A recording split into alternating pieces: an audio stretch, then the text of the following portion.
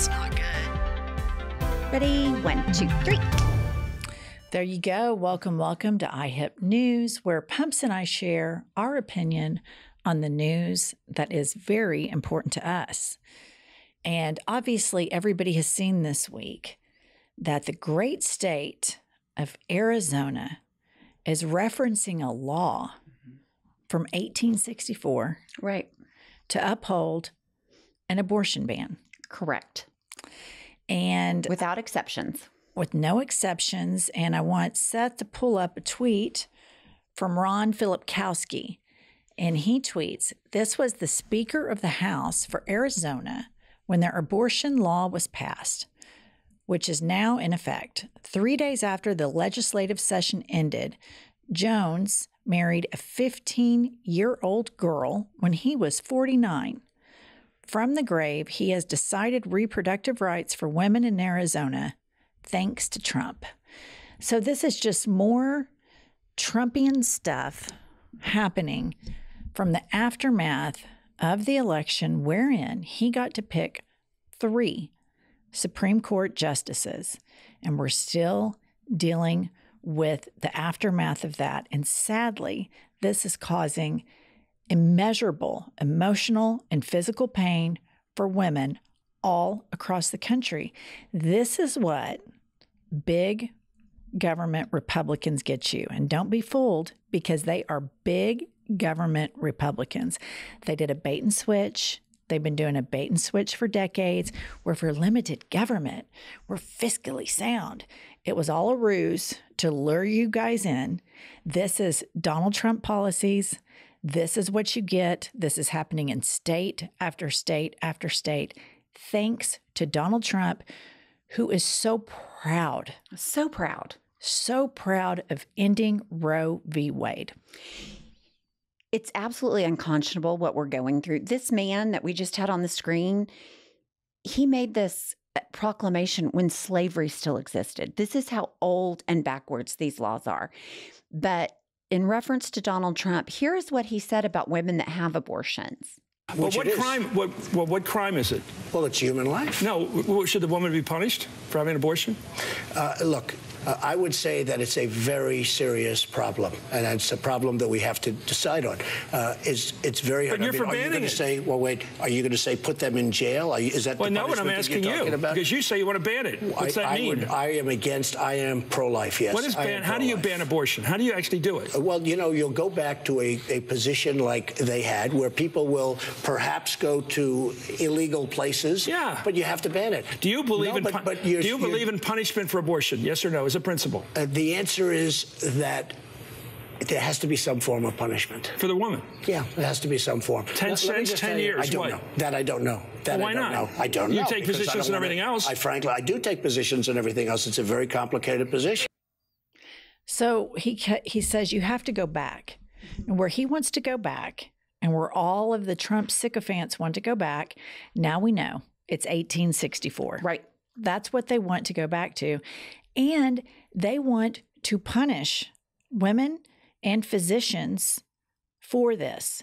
And right now, Arizona has an attorney general who is not going to prosecute. But all of that could change. Absolutely. What if she's not reelected? The statute of limitations on these type of cases doesn't run until after she might no longer be in office. Then what happens? This is an incredibly important issue for women. And a lot of people don't realize the link between women's issues, social justice issues, LGBTQIA plus issues. They're all connected, right? Because all of them, all of those civil rights, when they're taken away, benefit a group of white religious men that want to enact a punitive form of Christian nationalism. And people may say, oh, they're not going to start prosecuting women or doctors, or, oh, this isn't going to happen. But I will remind everybody that in 2016, nobody thought that they were going to overturn Roe v. Wade, except for the people who have played this long game, and they have had their sight on it. So many women voted for Donald Trump that are pro-choice. And if you've learned one thing about this man and the sycophants that surround them, believe them. Right. Moses Mike Johnson, the Speaker of the House, he loves this shit. Absolutely. So does Marjorie Taylor Greene. They cannot get enough of this type of punitive Republican legislation. They love it. What I am wondering is, where is the ban on men's ejaculation? You can't get pregnant without a man. Why is it prosecute the female? Why can't you prosecute the male? These are questions that we're not answering because white men are the ones in power. So Donald Trump, no. I want to answer that for you, though. Okay. It's institutional sexism. Absolutely. We talk about institutional racism, and we also have, which is very real and very much exists, and we also have institutional sexism. And that's what that is, because they're never, ever going to consider any laws or regulation of the penis, because that would be insane. Right. But they don't apply that same logic to the uterus because they do not deem women as equals. That's absolutely right. Okay, go on. Okay, so here we have this week, I think the day before Arizona's bill. First of all, before we even talk about, I know we're talking about a really serious issue and it's important and it's a dangerous issue, but I cannot let this pass. His makeup. You purport yourself to be a billionaire. Do fucking better on the makeup. It's atrocious. Okay, sorry. I think it's a great point. And, you know, sadly, in the United States, we are very shallow and vapid. And I agree, he could use a much better makeup artist, but that's neither here nor there. And he hates drag? Fucking dude, you're in drag. Okay, play the clip, Seth.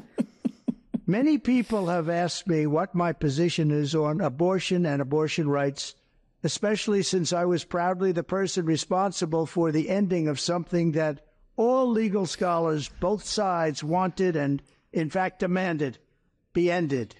Roe v. Wade. They wanted it ended. It must be remembered that the Democrats are the radical ones on this position because they support abortion up to and even beyond the 9th month. The concept of having an abortion in the later months and even execution after birth, and that's exactly what it is.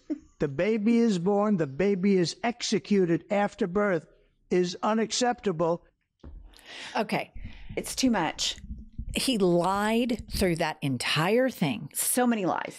Number one, both sides did not want Roe v. Wade overturned. Legal scholars may have wanted to clarify the right to privacy and how it was applied by the Supreme Court. Nobody, except for the radical right evangelicals, wanted to overturn Roe. No legal scholars. Furthermore, the former president of the United States had a little press conference wherein he said that in this country, babies are being executed after birth.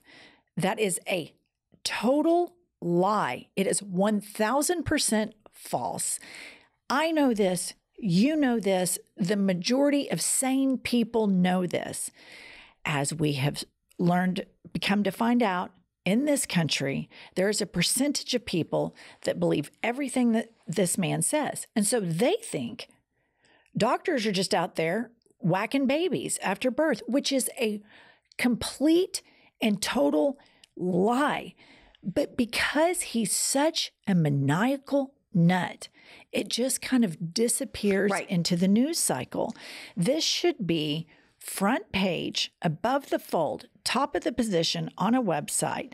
Former President Trump completely lies and says babies being executed. There is zero case of this happening. Right. He's a liar and he gets away with it because he lies all the time about everything. Which I want to bring up a bigger issue too. I know a few doctors and they're Trumpers. How does that work? You know, like he's claiming that physicians are executing babies after they're born in the labor and delivery room. I mean, it's breathtaking. It's such a huge, massive lie. It's right up there with the fact that he won the 2020 election. Right. He just lies all the time. And everybody just kind of looks the other way to it. Oh, Trump's being crazy again. Right. There goes Trump being nutty again. What I can't stand is all the people, well, Biden's losing it. Are you fucking kidding me? This guy lost it a long time ago, and it's just decompensating faster and worse. Biden might be a grandpa, but he's not maniacal. No. He's not a wannabe dictator. And another thing I want to point out is when somebody is elected president, they don't just serve that position and run the country by themselves. That's right. They are surrounded by a supporting cast of people. And in the Biden administration, you get competent, educated, reality-based people that work with him in his cabinet. The future Trump cabinet, if he were to win in 2024, which who knows, it could go either way. I'm always alarmed by how many Trumpers there are. I'm always alarmed. But you're probably going to have Stephen Miller, who's absolutely a total psychopath. And unfuckable. Oh, he is totally unfuckable, but that's neither here nor there. And he would probably be head of something. And then you're going to have Michael Flynn. You're going to have... These are criminals. You're probably going to have... Steve Bannon. Criminal. The MyPillow guy, Mike Lindell. Kash Patel. This is going to be insane. These are like... All of these people have massive imposter syndrome and have had their whole lives. And they're going to get in there and they're going to change the entire world order. And people will say, oh, I'm not a single issue voter. And oh, I'm not this. All of these things are connected. Right. What we just spoke about that happened in Arizona is connected to democracy, is connected to the world order. I know that Biden is not perfect, but there is not a candidate that is perfect. No. It just doesn't exist. There are going to be things that a thinking person, that somebody who thinks critically, is not going to like about every candidate. But here's where the left and the right differ. The right, the far right, it's a cult because they believe every single thing that this man says. They are totally capable of engaging in a sociopathic level of cognitive dissonance because if they don't, their entire world perspective falls apart. On the left, there are certain things that I'm not 100% in on that goes on with the left, but that's okay. That is a normal political position to have. I don't agree with everything the Democratic Party does, and I don't know that I ever have.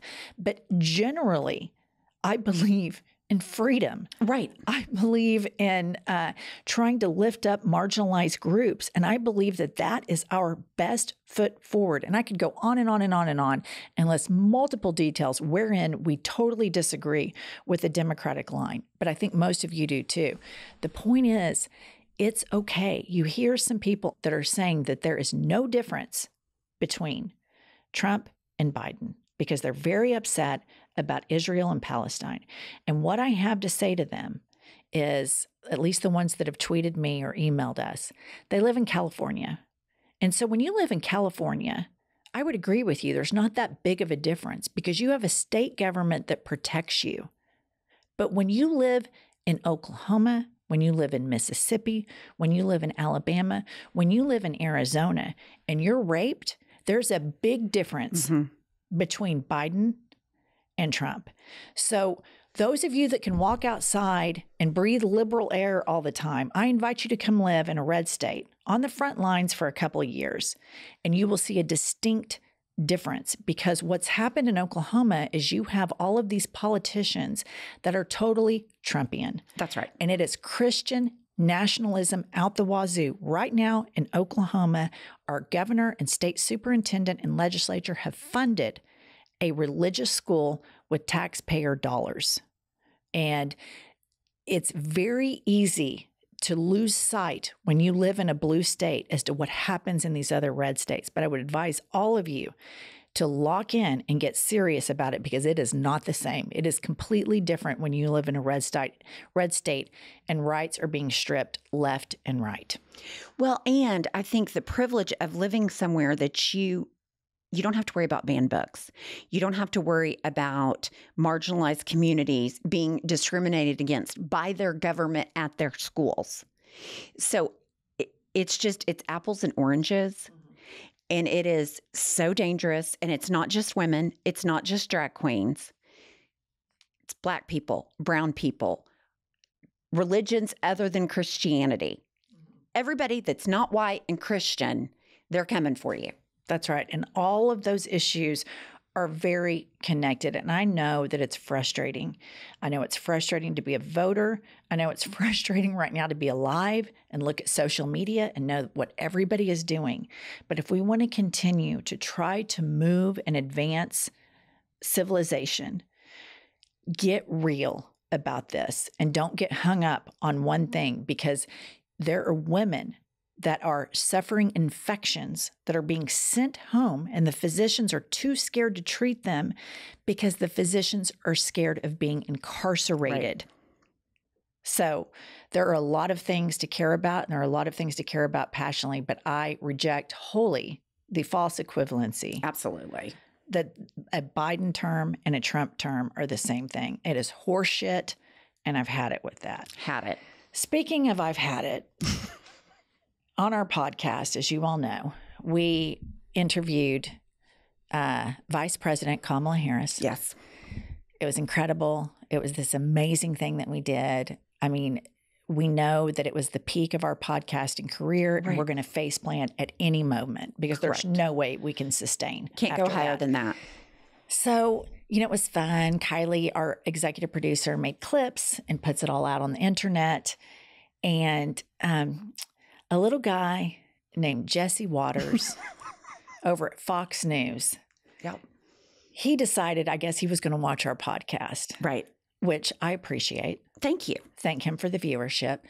And he has a stage 5, 9-minute primetime meltdown because the vice president, quote, gossiped with suburban white women. Right. We're the suburban white women, which I take exception to. She lives in the suburbs. I don't. I have been outspoken against the suburbs from day one of this podcast. That is in the permanent record. I think there is a lot of shit going on in the suburbs, and so I take offense to that. However, so he goes on for like 9 minutes. It's a typical Trigger City snowflake situation like they have on Fox. But so much snowflakery. The chyrons and the meltdown were so good, you guys. So here they are. The first one is Biden's only fangirl. He's talking about me. And then there's another one. Kamala wants a federal grievance department.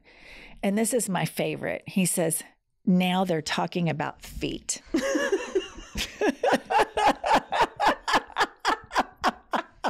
Well, all this stuff, it's obviously she was relatable. Uh-huh.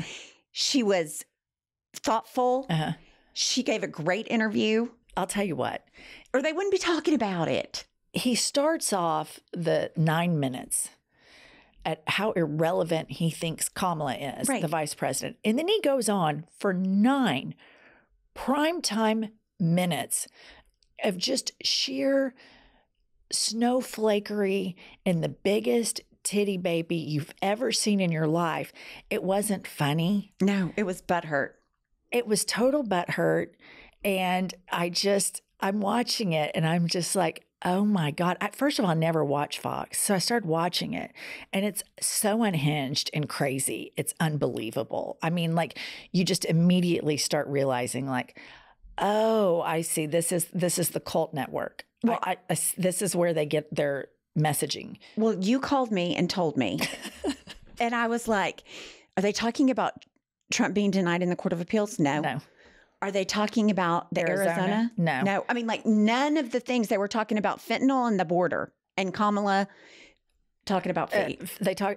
I watched about 30, 45 minutes of Fox and it was fentanyl, the border, crime, and Biden's a liar. And then Kamala has a gossip hour with 2 suburban white women, which is you and me. And I'll tell you, one thing I never, ever in a million years thought that we would get 9 prime time minutes on Fox News. It's hilarious. And we've got the death threats to prove it now. Yeah, we get into this recording studio this morning, and let me tell you about the Fox Christians. The Fox Christian viewer. We came into the office with just an inbox of death threats. Yep. From these great, good Jesus-loving, moral high grounders. Moral high ground people that watch good old Jesse Waters. Yeah, he's the worst. Totally. All right, well, that's the news. That's our opinion on the news that is important to us. Pumps. We will see you when we feel like it. It's so